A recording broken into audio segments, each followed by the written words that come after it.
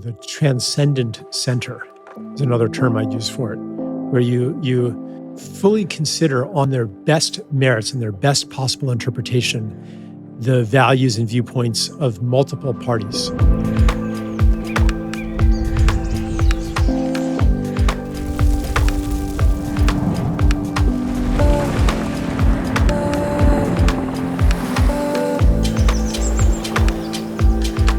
Welcome to the Regeneration Will Be Funded. I'm your host, Matthew Monahan, and in this series, we're having conversations about regenerative finance, technology, and our living planet. How can we build an economy that's in service to life? Brought to you by Ma Earth. You can find all of our conversations at maearth.com. Thanks for joining us. Today's guest is author and philosopher Charles Eisenstein. I've known Charles for several years, but it's been a while since we sat down. Charles has done a lot of videos and podcasts about climate and economics, which we touch on, but I really invited him to share what's most alive and present for him in this moment, which is his involvement in the Robert F. Kennedy presidential campaign. Really, this becomes a conversation about divisiveness and polarization, something Charles is becoming more familiar with since speaking out about vaccine topics and entering the realm of politics. Those watching this series will know these aren't topics we typically go into and are a bit tangential to our explorations around regenerative finance and technology. But I do believe Charles is an important voice in this space, and he's had a positive impact on so many of us. All right, let's dive right in with the one and only Charles Eisenstein. We're here today with Charles Eisenstein. Charles, I know you do a lot of podcasts, a lot of speaking, and so rather than repeat all of the normal talking points, really want to just dive into what's most alive for you today. Yeah, sounds good to me. Great. So what is that? Yeah. So I've somehow gotten quite deeply involved into politics after many years of being very much outside of, I mean, I, would write about things that had political implications, but I was never in any kind of political campaign or any political movement. And now all of a sudden I find myself deep in the Kennedy campaign as an advisor. And for context, we're recording this in September 2023. September 2023. Yeah. So in a way, it's a huge shift for me because I've been just a writer and a speaker, kind of a lone wolf, and now I'm part of a team. And all of a sudden, when you're standing outside systems, it's very easy to come from a place of critique. Because obviously people should be doing it differently. Right. But then when you actually get in and you see how much inertia and complexity is involved, it becomes no longer so easy to know exactly what to do. Like theoretically, we should abolish all pesticides in agriculture, but you can't actually do that overnight. You have to take into account the way things already are.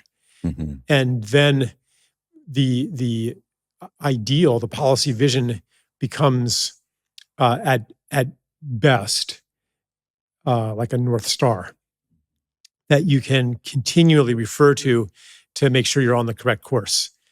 But the danger is that you get so involved in the day-to-day politicking of these institutions that you forget to look up, and you get lost in the same shifting currents that they are already lost in. So it's kind of humbling to actually, say, okay, how are you going to actually do this? It's also, I was kind of shocked that I was invited to contribute to a political campaign, because a lot of what I've been saying is like kind of so far out there that it's like too long a leap to make it relevant to the existing system.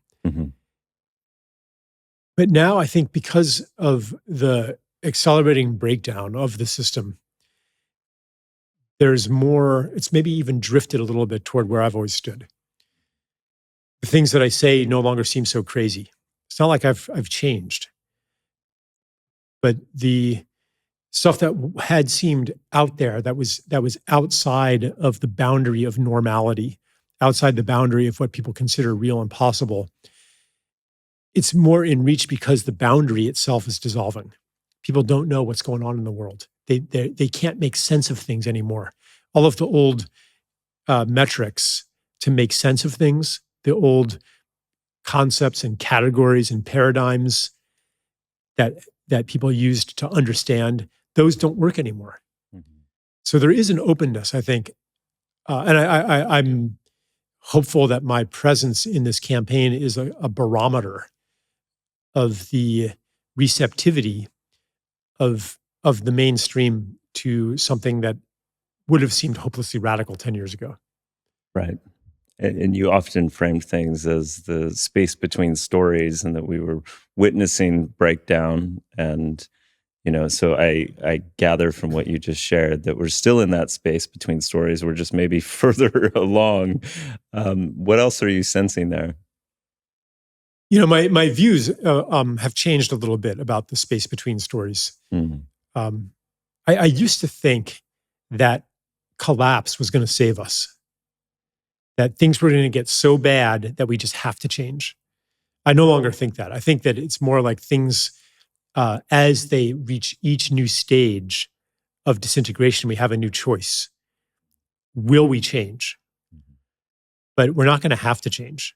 Like the environment, to take an example, like if we were going to change when things got so bad, then we already would have changed. Right. When insect populations plummeted by 80%, we would have said, okay, that is unacceptable, and we're going to change our ways completely. Mm-hmm. But that didn't happen. So why do we think it's going to happen if they collapse another 80% or another 80%? Exactly. Something else has to change. This is true also of the breakdown in sense and meaning. You always have the choice to cling more desperately onto the story that you had lived in. I mean, you see this even in personal relationships, the story of the marriage, or the story of my career, and the evidence mounts that it's not working, but to step into the unknown is scary. So there's always a moment of choice. And you've probably felt it, like in that moment of stepping into the unknown, a sense of daring and a sense of release. That's what on a collective level has to happen for our world to change. Things getting really bad is not going to do the trick. We have to have something positive to strive for also. A sense of, that's called hope. That there is something on the other side of the breakdown. Right, right. And this is often how you framed the more beautiful world our hearts know is possible.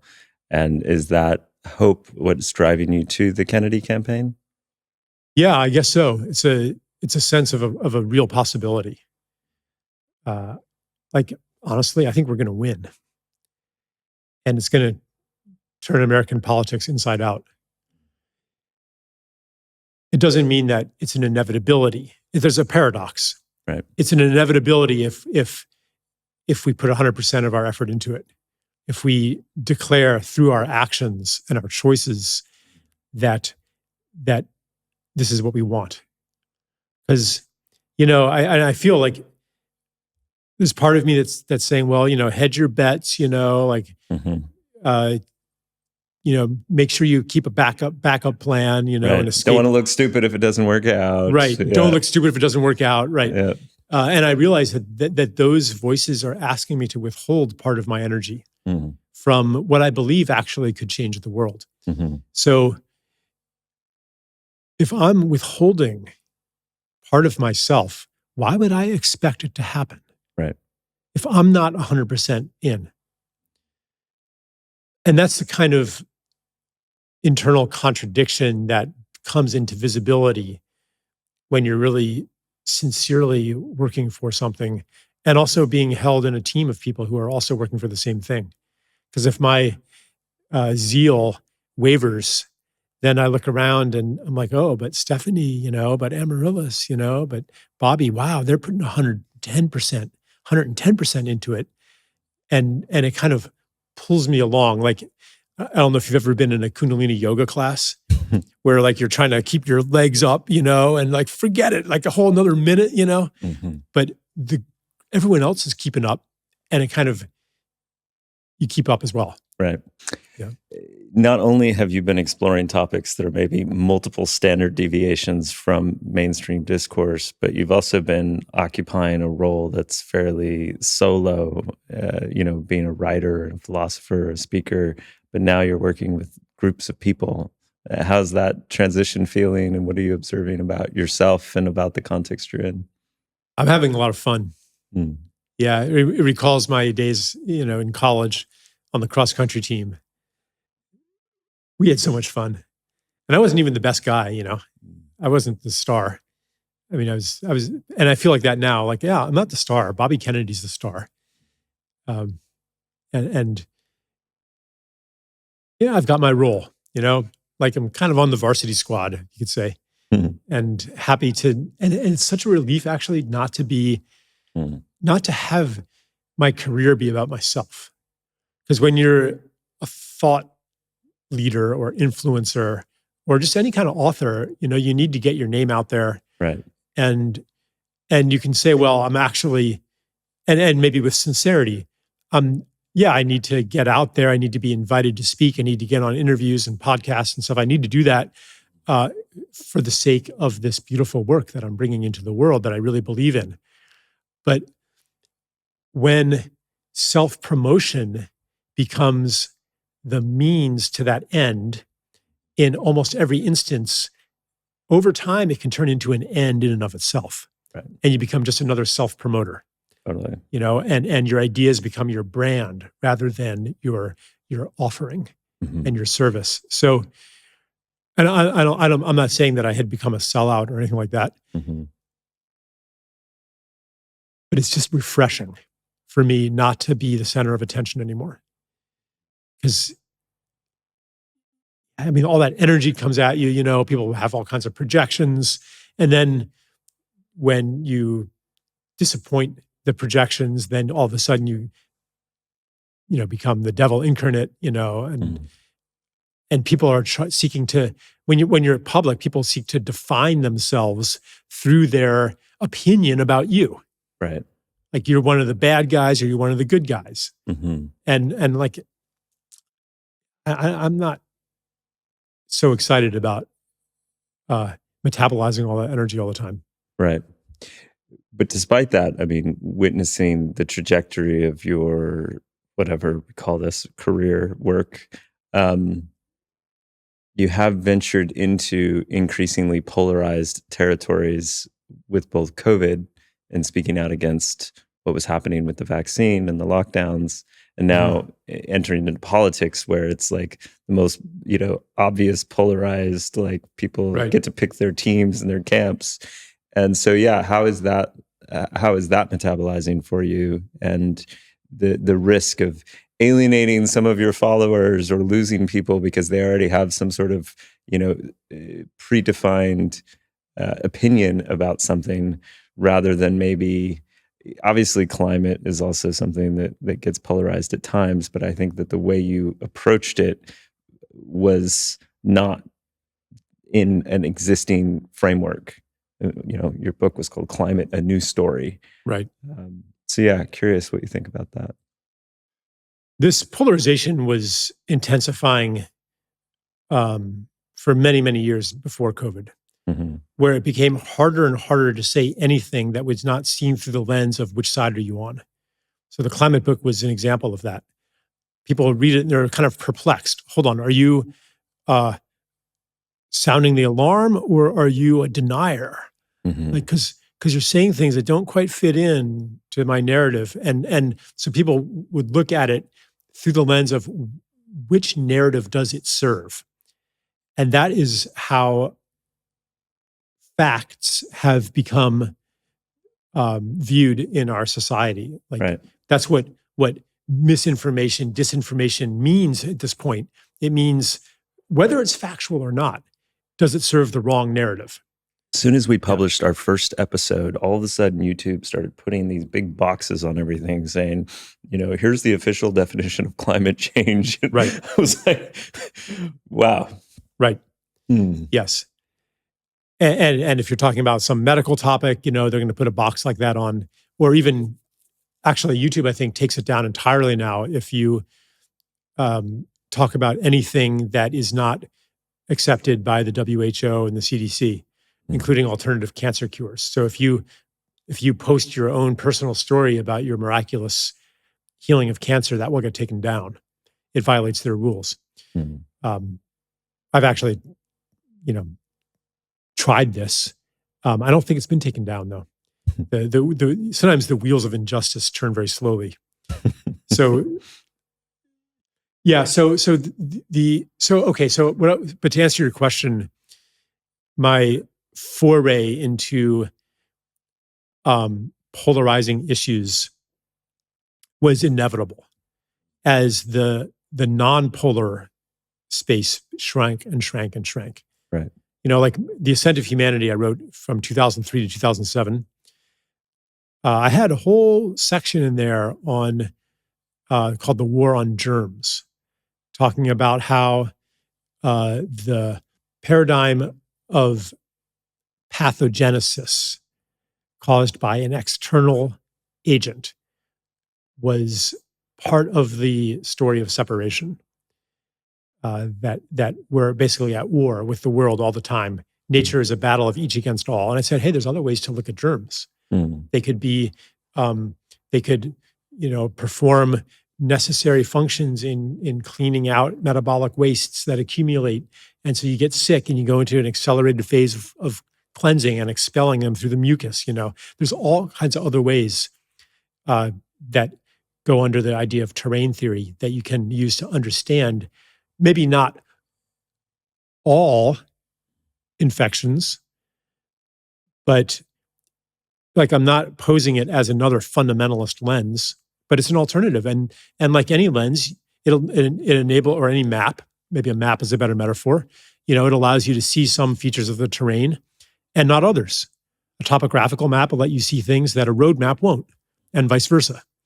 So, so I was writing about that 20 years ago, but it was not controversial. It was not politicized. Nobody, if you were skeptical about vaccine safety, that didn't mean that you were a right-winger or a left-winger or anything. It was outside the polarizing realm. Right. And as that realm encroached on everything I was writing about, I necessarily became controversial. I had not been controversial before. And I knew it was coming. I saw it coming. And when COVID came, I was like, I know I'm going to get in trouble. And there was part of me that wanted to kind of pull back, hedge my bets, and say things that I knew weren't true, and just to keep my head down. But I thought, if I do that,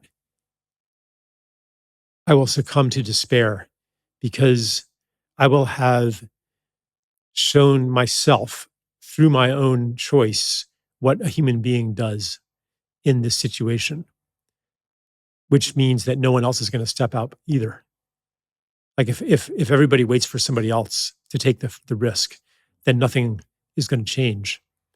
And our future is going to be a medical totalitarianism nightmare.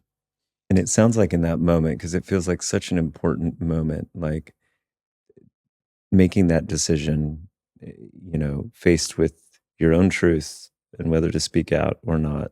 Like what I'm hearing from you is that there's both a self-examination of almost this like living with yourself or succumbing to despair, but then there's also a sourcing it because you care so much about the collective story. You don't want medical totalitarianism.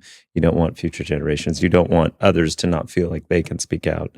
And I'm just curious to really dive deeper into any other reflections of that, because I feel like that act of courage is in and of itself a repeating decision that we're all having in different contexts and ways. And if we can get better at examining our own behaviors in those moments, maybe more truth arises.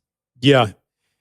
The courage was preceded by quite a bout of cowardice, or what looked like cowardice.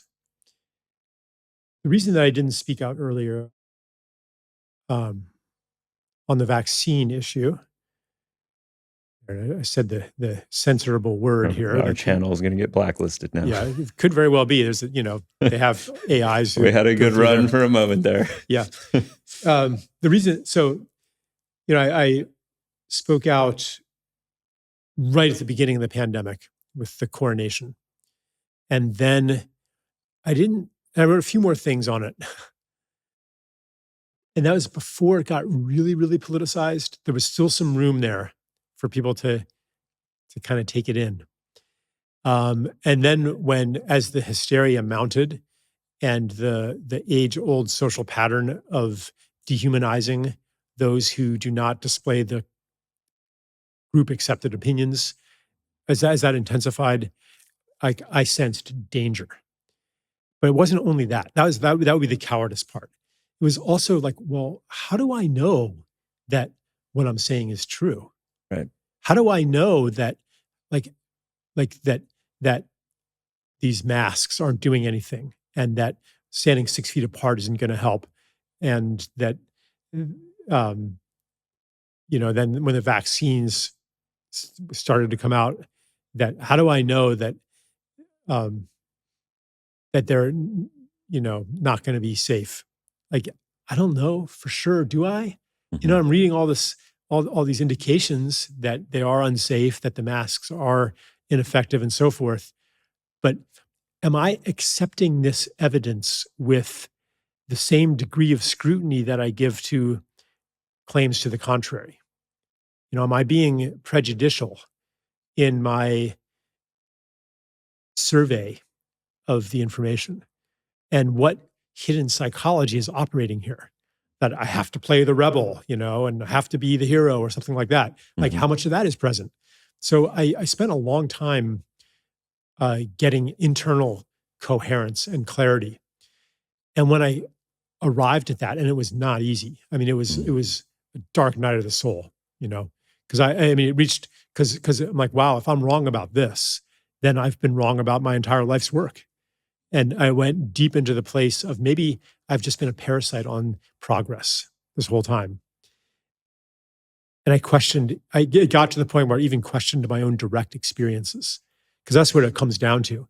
Like, I had in my early 20s, I had direct experiences that radically contradicted what I had been told through my Yale education was indubitably true. And I began to even question those, like to gaslight myself, to say what you experienced did not happen. And at some point, I realized what was going on. And I put the pieces back together, starting from, what do I know for sure? Or what am I going to trust if not my direct experience? And so I kind of rebuilt the habitation of my beliefs from that place. And when I got to a place of coherency and clarity, then the courage became natural. It wasn't even so much courage anymore. It was an organic necessity of my body. Like, I could not do otherwise. I didn't have to convince myself. It was unstoppable. It was who I had become through this inner process. So, and I knew it was dangerous, but I just didn't care at that point. But I took that understanding and I wove it into my analysis of the social dynamics that were prevailing that during COVID, which were nothing new, not historically, but not even in recent history. What happened in COVID, the intense polarization, was just a continuation of what had been growing in the years and decades before. Mm-hmm. And so here is a ripe new area to signal your belonging to an in-group and to identify the untouchables, the deplorables, the subhuman people for whom no fate is too bad. They deserve humiliation. They deserve exclusion, ostracism from society. That is an ancient social dynamic. And I saw it, and it was very disappointing, actually, to see how strong it still is. Mm-hmm. Yeah, I mean, that was our experience, my experience in New Zealand, watching there was a terrorist attack maybe a year, some odd months prior. Yeah, I remember that. Yeah, and Jacinda in Christchurch. Prime Minister Jacinda Ardern, gave a really touching speech about not othering and showing solidarity with the Muslim faith. And I was like, wow, waking up in a new political climate than what I was used to in the United States. And the tone was completely different once it came time to talk about people who were choosing not to be vaccinated versus vaccinated. And it was like, wait, what happened to the non-othering? And that script was gone. Yeah. And I watched how fast, collectively, we just took it as, okay, that 5% of the population or whatever it was is doing evil. They're putting us all at risk. And there was no longer any sovereignty of choice, any agency. And it was backed by pointing to the institutions of science, right? That's what gave a lot of justification to the narrative. And yeah, I worry about this in the climate space, because if the scientists all come out with some model that says we have to do X, regardless of how valid and true it actually is with reality as we experience it and know it, it can be used to justify any array of political action. Yeah. And so will we see, climate lockdowns? And will that become the new justification of dramatic behavioral control and change? It's going to be hard for them to do that. For totalitarians to take power, they have to turn people against each other. So a climate emergency isn't enough. You have to identify a subgroup who are the evildoers. And then society can unify in this, paroxysm of violence,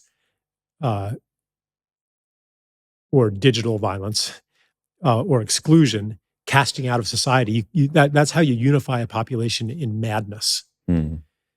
So there are signs that something like that is happening in climate change. Simply, if you're a scientist who's skeptical of the mainstream narrative, I mean, you are going to be a pariah in the profession.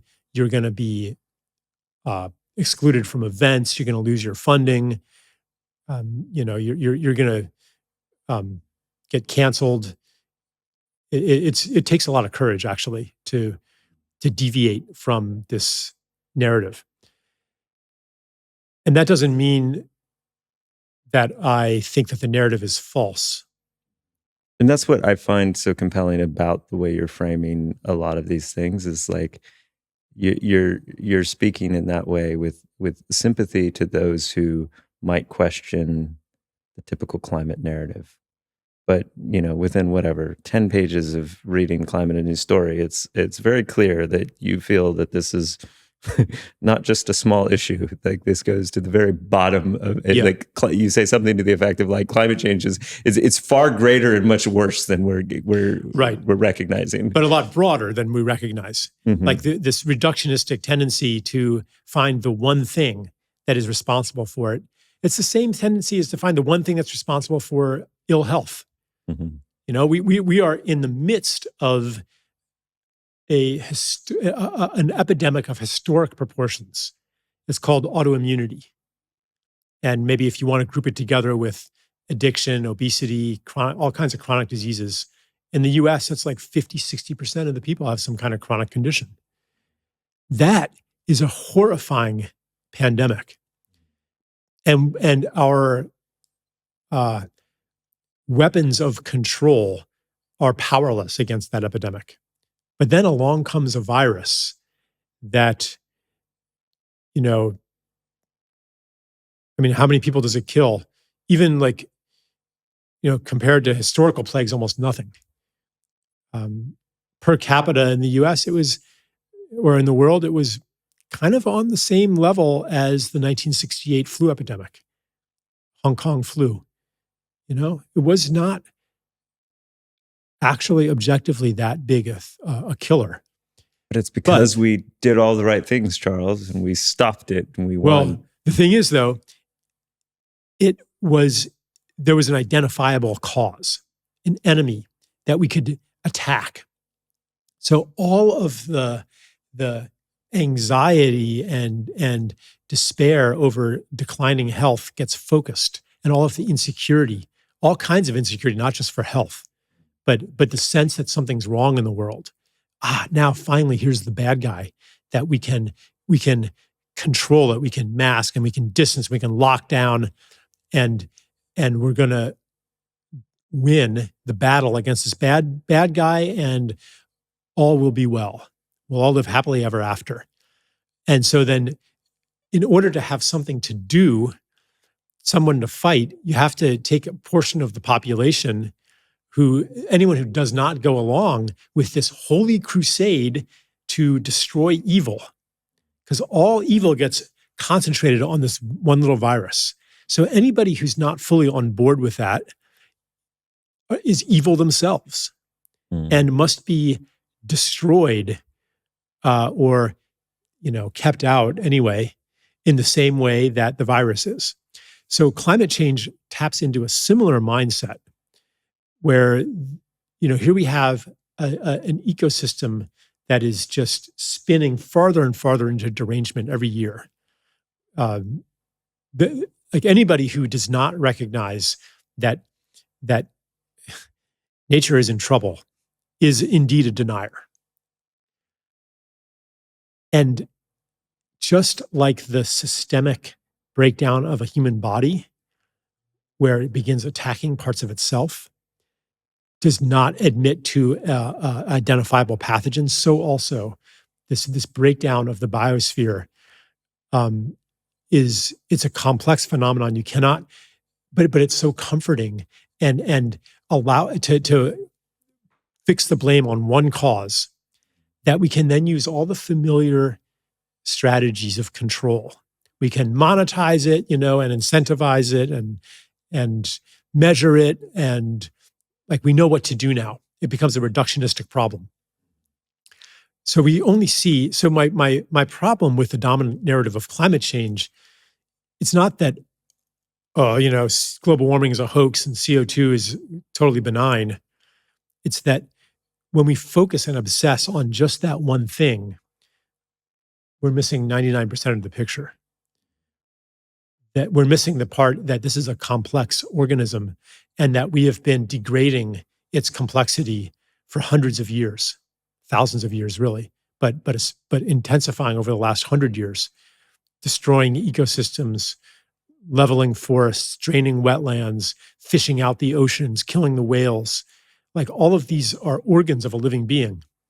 And it's like, in a human body, when you take in a lot of toxins and you do all kinds of, you're drinking too much and you're using drugs, and this organ is degrading and that one is degrading. And then eventually you get a fever. And, where's the virus? What's causing this fever? Well, maybe it's because your entire system cannot regulate itself anymore. So the obsession with carbon dioxide and greenhouse gases focuses all of our attention and our solutions onto that very narrow part of the problem.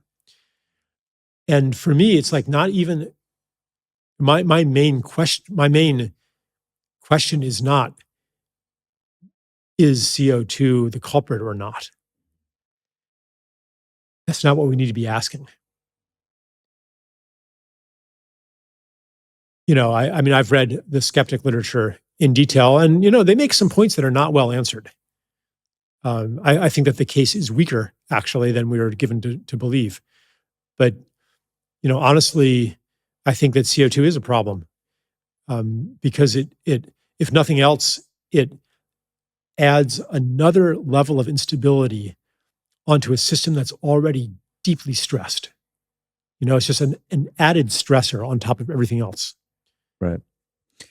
I guess the part, what I want to invoke is like this notion of solidarity, because when I think about, like, we've been talking to people about carbon credits, and there have been conversations where I feel people who have a deep ecological consciousness and care for the earth, who are making the case that actually we need to recognize just how radical of a seed that carbon credits represents, because it's one of the first reframes of externalities that we've been able to inject into the system.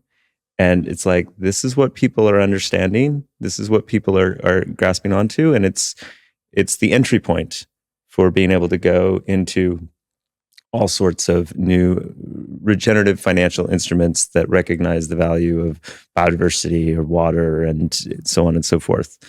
And I'd link it also to the pandemic, where I feel like, okay, there's things like herd immunity, there's these behaviors of control and othering that I don't, totally feel aligned with. I feel confused. I don't know. I kind of think it came from a lab, but so is the man-made virus worse than the man-made cure? And I don't have confidence in my understanding of the scientific literature, and who knows what the people in Pfizer are doing. And so, like, going along with fellow humans, locking arms and saying, okay, this is our best effort, we're going to do this. And so whether that's things like the carbon narrative around climate change, where we kind of feel into a sense of, it's been so challenging for decades to get any sort of agreement about taking collective action that transcends maybe any given corporation or nation state. And if 190 some odd countries lock arms in a shared goal, shouldn't we, is there a case for really getting behind that? And, oh, Charles, you're just always the rebel over here. How do you think about that frame?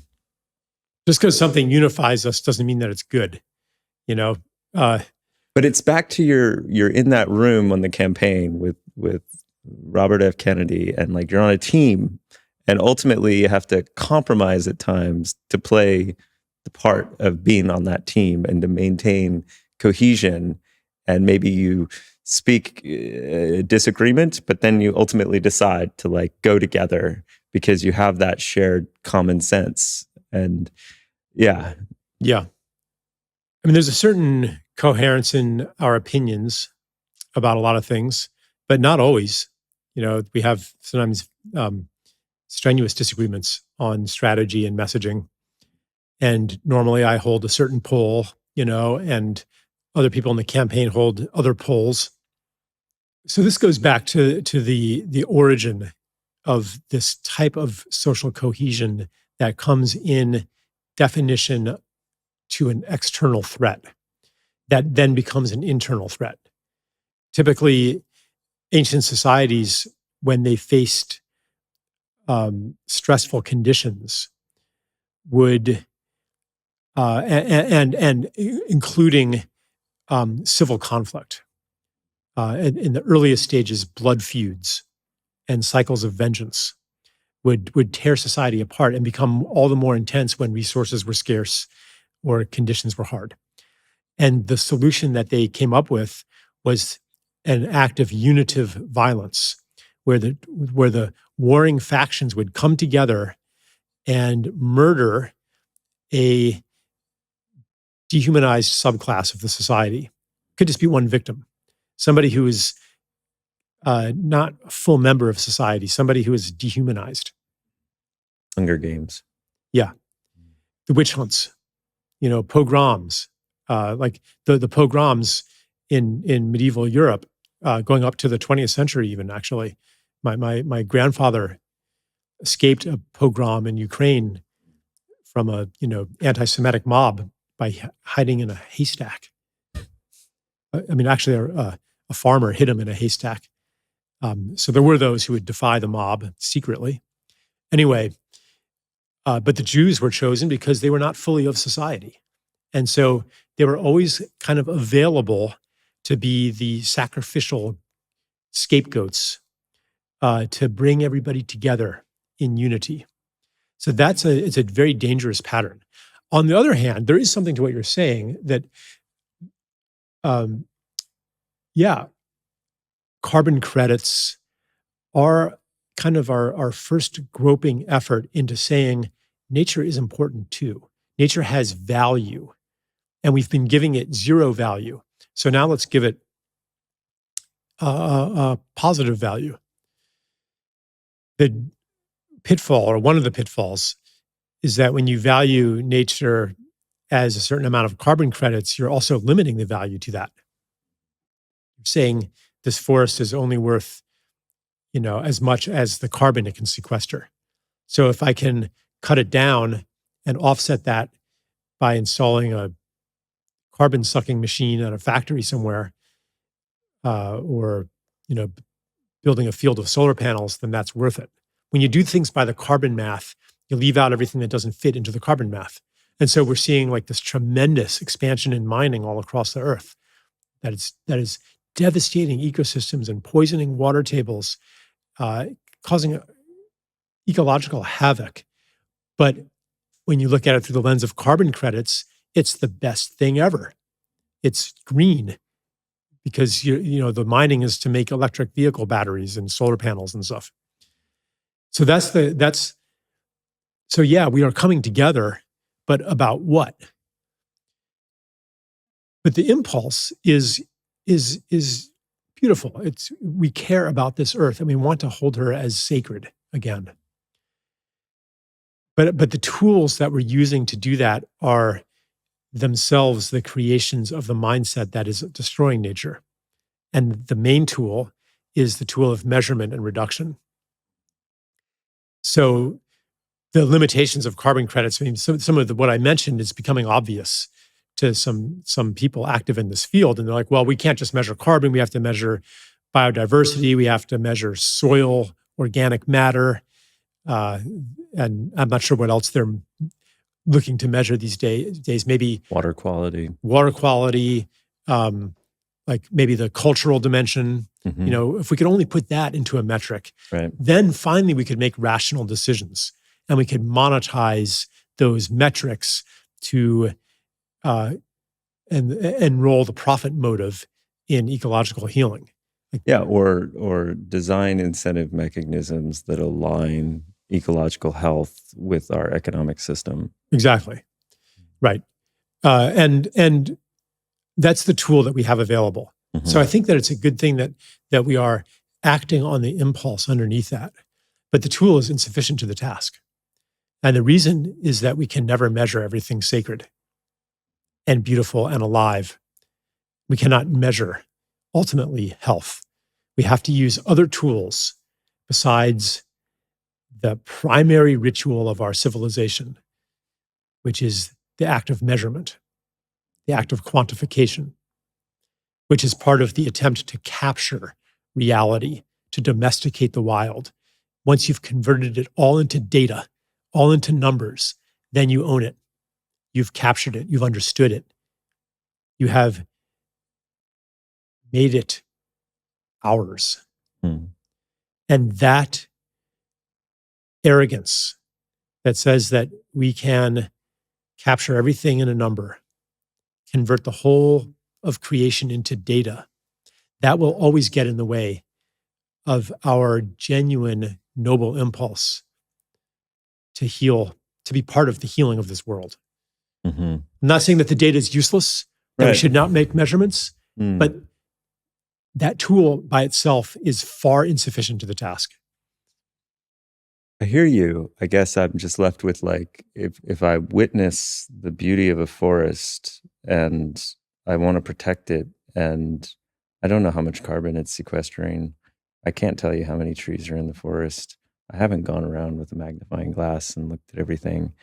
But I just feel deeply that it is wrong to cut that forest down. And yet, okay, I'm sitting in the circle, in your campaign circle, and pragmatically, like practically, how do we protect that forest? How do we speak to the situation at hand, the logging companies, the financial incentives, the scientific community, the people who don't have that felt sense, Right. and kind of try to explain, well, did you know that all of these trees are talking to one another? Did you know that there's all this life in the soil? Did you know that this is what's regulating ecosystem services to the benefit of your health and your children's health? Did you know? Like, and using these familiar rituals of science and measurement are insufficient, and yet they still feel important and necessary to try to protect that forest. And so, yeah, I'm left with the paradox of not wanting to engage in those rituals at some level, and also feeling like I am here in this body. I am on the earth right now. This is the context in which I sit. These Yeah. are my kin. How do I operate within Okay, that? so you might be able to, so say you're, speaking to some government agency or some board of directors, and you believe that they have no connection to the beauty and sacredness of nature. So you're like, I better make some practical arguments here. So you bring out the cost benefit analysis, the ecosystem services, the effect on the economy and the future survivability of the planet, and you show them all that data, hoping to convince them with the data. If they do not also have some connection to their love of nature, then your case is only as strong as the data and as strong as the presentation of your data. And somebody else could come in with a different data set that contributes to their financial interest and says, wouldn't it be nice to just believe this data instead? And we have the scientific studies that, it's not so bad, and Mm-hmm. The carbon will increase plant growth and whatever. They're going to come up with a whole other set of studies. We know very how to scientific. store the nuclear waste safely now. Yeah, right. We can't afford to have our case be only as strong as our data. Right. Because when that person who's been on the fence has their immersion in the Amazon rainforest, you come out of that, you don't need any data to say we're going to protect this forest no matter what. We have to appeal to that in people. Otherwise, we're going to have all of these data-driven decisions that are killing the earth. It's happening right now. Carbon capture pipelines being put up across all the best farmland in Iowa. That, if you really do the math carefully, they probably don't even take carbon out of the air. But if you examine the holistic effect of these, on the aquifers, for example, I mean, it's just and on the lost farmland and the potential of leaks. You have to like use special pipes because the CO2 corrodes the pipes. I mean, like the whole thing is this enormous boondoggle. But if you're looking at the right data provided by the corporate interests that are going to profit from this, the data is looking good. Same thing for the data for biofuels plantations and big hydro dams and geoengineering schemes. So data that is disconnected from like an intimate heart connection Mm-hmm. is a double-edged sword. And the sharper edge will be the one that is wielded by the people who can profit from engineering the correct data to meet their needs. Mm. So that heartfelt, intimate connection, how are you bringing that intention and that spirit into the campaign? How are you trying to appeal to people at that level? Yeah, it's just something like, anytime I'm participating in writing a communication, I always try to bring something of that in there. Something that comes from the place of seeing in other people that they want to connect to nature, that they fundamentally love nature and each other and want a better world. And the part of them that does not make decisions based on the measurable costs and benefits.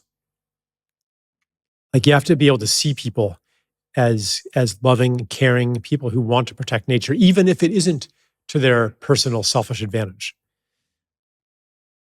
When you speak to that part of somebody, you actually bring it into existence. You speak it into existence. You evoke it. Mm-hmm. So I always try to bring something like that into messaging. But it's not even so much the message, it's more the tone, it's more of the place where the message comes from. And I can't say I'm always successful in doing that. Yeah. It to a certain extent, it goes against the habits of political culture, which are to pressure the opponents. Politics is seen as a battle. And, like, again, any map or lens, you can understand some things about politics through the lens of battle, but you can't understand everything.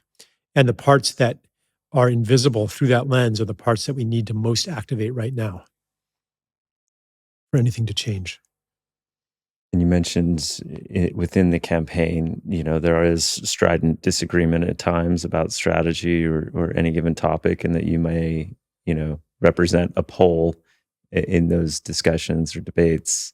I'm curious, just, from a meta patterning perspective, like what do you feel like you're bringing consciously and maybe unconsciously into those spaces, or any repeated patterns of what you're representing that may not be already existing in those conventional political forms? Well, I mean, first I want to say that, like, I don't want to portray the campaign as being, Sure. especially fractious. It's incredibly coherent, actually. Mm-hmm. But I'm saying that there are moments of disagreement, and I don't think that anything I bring is actually only coming from me. I wouldn't be part of the campaign if what I said didn't have a lot of resonance with other key people in the campaign. Right.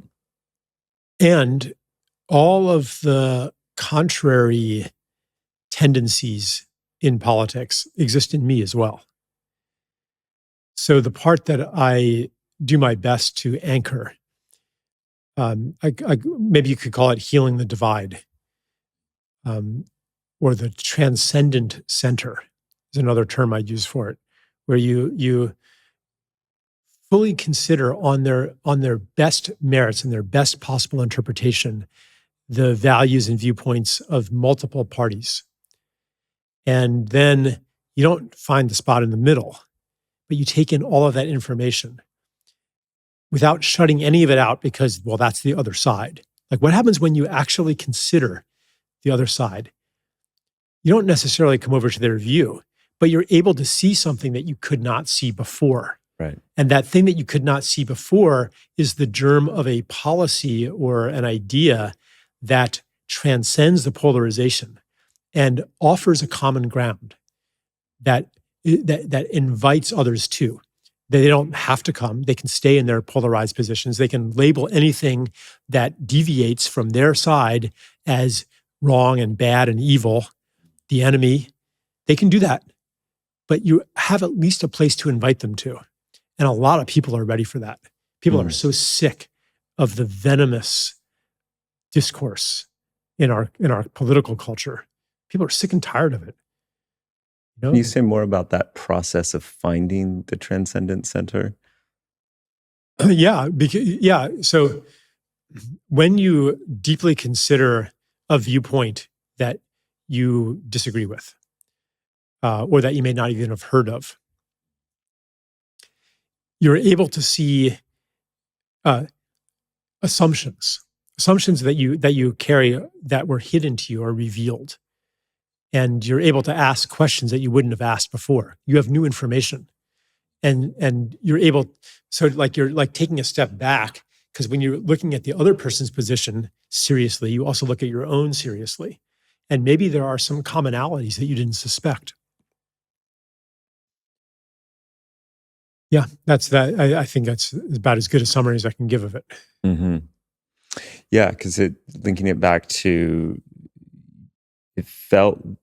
Oh, and I'll also say one more thing, that those commonalities come from a shared moral vision. Underneath it all, people have very almost universal morals, like universal values. People want their kids to be safe. People want nature to thrive. People want to feel and want others to feel free.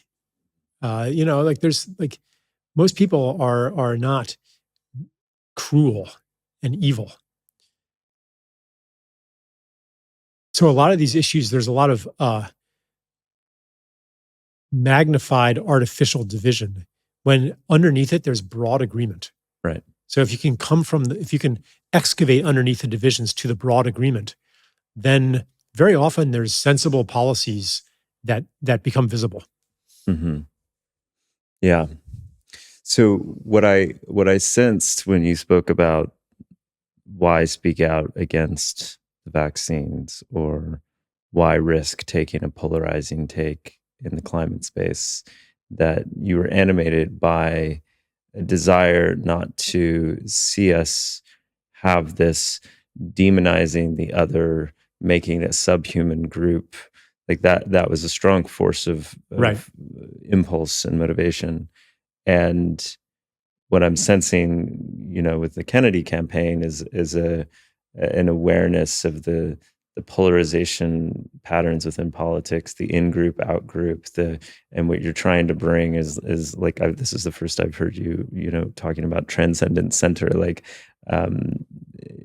ways to try to cohere, transcend, harmonize, so that we don't go into these divided camps, or worse, attack some, small percentage of the population in Right. evil ways. Yeah, curious what that evokes. So some people will reject anything that comes from what I'm calling the Transcendent Center because it looks at all sides. That is seen as an act of betrayal.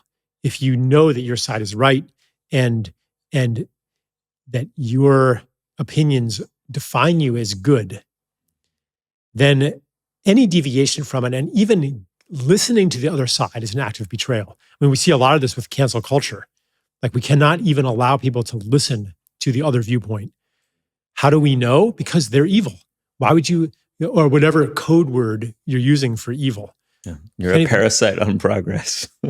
Yeah, or they're a white supremacist, or they're hateful, or they're transphobic, or something like that. Mm-hmm. And if you debate that, then you're just enabling them. Like, there's no debate allowed.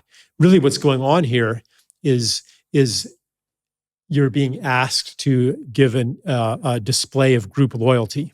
Mm-hmm. And in fact, the very origin of good and evil is deeply entwined with acceptance and rejection by the group. Different cultures have different taboos and different rituals. They could be diametrically contrasting with each other. In some cultures, it's polite to burp at the table, and others it's very rude. I mean, that's a rather trivial example, but there are much more serious taboos. So, evil is somebody who violates the taboos and the rituals. Like, that's evil. So good and the concepts of good and evil are very closely related to belonging and exclusion, to the in-group and the out-group. So in our political culture, opinions, like what flag do you put in your social media post? What or do you display your pronouns, or like all of these signals of your opinions become how you identify yourself to others as belonging. So if you propose something, doesn't matter if it doesn't actually fit the other side. If it deviates at all from the set of beliefs you're supposed to profess, then you've marked yourself as an outcast. And that's why, I mean, I knew I was already in hot water before I joined the Kennedy campaign, and now, like, forget it. I'm, completely a persona non grata in what I jokingly call polite society. Like the kind of East Coast intelligentsia. The Stella, my wife, went to her college reunion, Vassar, and she mentioned she was supporting chemistry, supporting Kennedy, and like this shocked silence descended, like this embarrassed silence descended on the room. Like, because you're advertising your lack of belonging, and that's what politics has. If you don't realize that dimension of politics now, you're not going to understand politics. And it's so fascinating. I mean, I having now spent most of the last several years in New Zealand, I feel a bit disconnected from the mood of the country, and I'm happy about that when it comes to politics. But I remember during the first Trump election when, if you had identified as a Trump supporter, I mean, you were off the rails, right? He was in a field of 17 Republican contenders, and it was Looney Tunes to imagine. And then he won the election, right? Like he became president of the United States. And it's just fascinating how fast these things can shift. And Kennedy, like John F. Kennedy is one of the most well-respected, revered presidents of our time. So how is it that, with such little information still about Robert F. Kennedy, relatively speaking, that we've prescribed such a radical point of view? I'm somewhat surprised it's already so well established that you're off the reservation if you're supporting the Kennedy campaign. Well, it has to do with the anti-vax thing, which, as I was saying before, in the Ascent of Humanity, I was already anti-vax, whatever that means. But it was not politicized. But it became politicized, especially during COVID, because it buys into the one of the main religions of our society, which is medicine. This is one of the rituals that everybody has to do. It's a body ritual. You take your child in, and they receive a magic potion that is, their body is pierced, and a magic potion that has been prepared by sanctified priests, called lab technicians or whatever. Gets, but it's the whole thing's highly ritualized. This magic elixir is injected into your body in the superstitious belief that it will protect you from invisible spirits that we call viruses. Like, it fits structurally very, very closely to what other ritualistic societies believed. But we would say, well, they were just superstitious, but we have actual evidence. Well, they would have said that they have evidence too. They had an entire system of thought in which their beliefs about spirits fit right in. And so do we. Now, I'm not saying, I'm being a bit humorous here when I say, invisible spirits. But these entities, again, we take the word of our priests that they even exist. And I'm not one of the people who thinks viruses don't exist. I think they exist in a very meaningful sense of the word. But I've never seen one with my naked eye. I've seen photographs that some authority tells me, the equivalent of a priest who has spent many years in religious school, called graduate school, they tell me that this is a virus, and they tell me how it works, and they tell me all this stuff. And as one of the faithful, I believe them. So structurally, it's the same. So you violate this basic structural belief, and of course you're going to be outcast as a heretic, and you get treated like a heretic. And the heretics have to form their own little society and only associate with each other. And then heretical cults can emerge. When you're insulated like that in your own bubble, like you go crazy too. So the insanity of some of these conspiracy theories mirrors the insanity of the whole society, which itself is one gigantic cult. I think, yeah, I mean, the comparison tracks, and it gets back to what you said when you were having that moment of existential doubt during the pandemic, where, you get down to the root of asking oneself, what do I believe is true? Like, what can I actually, and I guess the argument for why religion is different than science would be that religion is story and science is the reflective measurement, data, observation that we're able to, put into a methodology, and that construct of reality people are insistent upon. Yeah. Like that. And so what I hear you saying with the comparison between the two is somewhat that version of reality is on equal footing with stories. Yeah, because part of the story of science is that there's a fundamental layer of reality that is not story.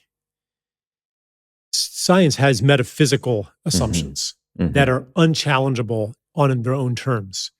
One of them is that everything that is real can be measured. Another one is that is the repeatability of experiments. That in principle you can replicate an experiment that I do, which means that we are assuming that the consciousness of the experimenter has no bearing on it, that the location, that the time of the experiment has no bearing on it, that the social environment has no bearing on it. Right. And those are just assumptions. Those are an ideology. They are a dogma. Not saying that they're true or not true, but we have to recognize that they are a dogma. Right. The isolability of variables is another metaphysical belief.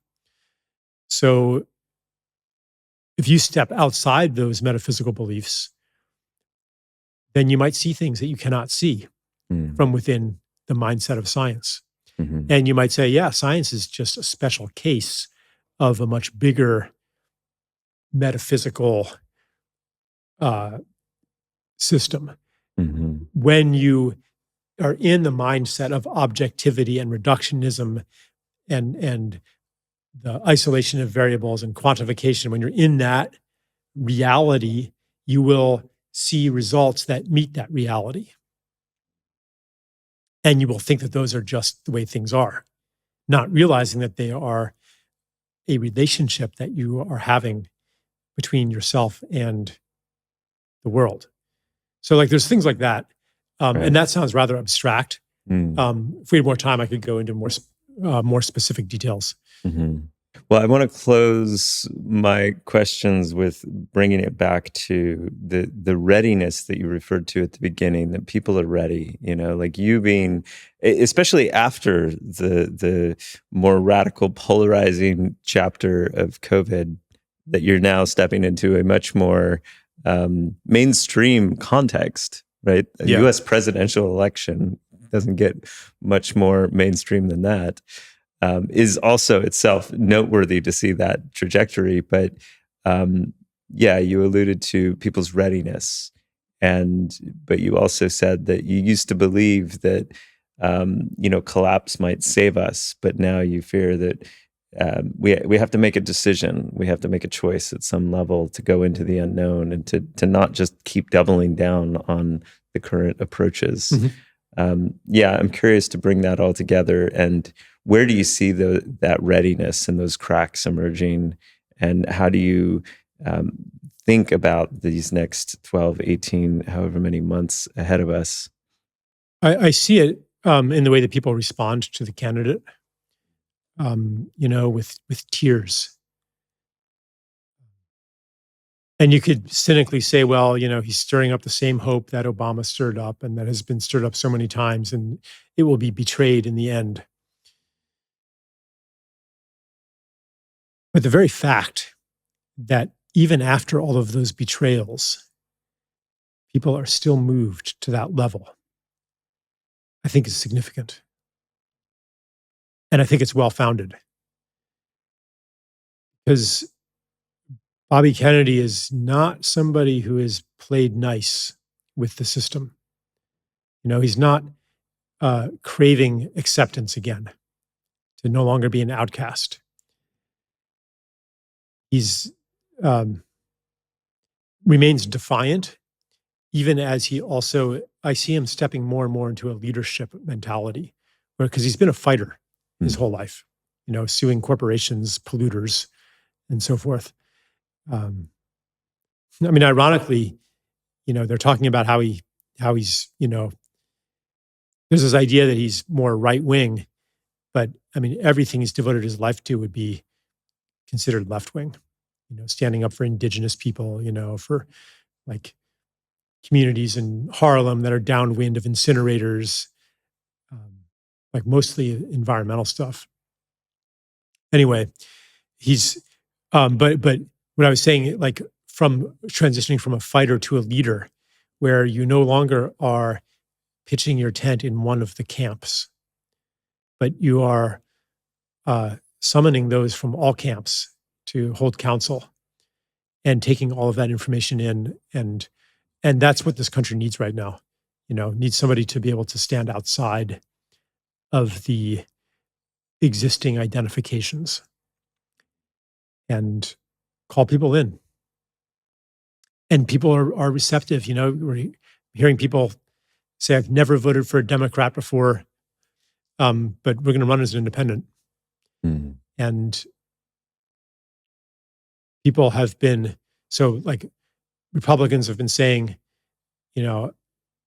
I've never voted for a Democrat, but I will vote for you. Independents, Democrats, Republicans, they're all coming out in support. And a lot of people are saying, well, I won't vote for you unless you run as an independent, because I'm fed up with this. I'm fed up with the two parties. And that's another place where I see the readiness. Nice. Any final words or messages you want to share? For me, and maybe for a lot of people, there's an individual dimension to this readiness, and of the same consciousness of leadership, where you're no longer pitching your tent in one side, in the camp of one side, but you become interested. What, the people that I had written off, the opinions that I'd written off, where are they coming from? If not from ignorance and stupidity, where are they coming from? The more of us that inhabit that consciousness of leadership, the stronger a field that we create for it to manifest on the political level. Charles Eisenstein, thank you so much. Thank you, Matthew. All right, I hope you got something of value from that conversation. To dive into Charles's work and writings, go to charleseisenstein.org. For more conversations, go to maearth.com. Thanks for tuning in, and I'll see you on the next one.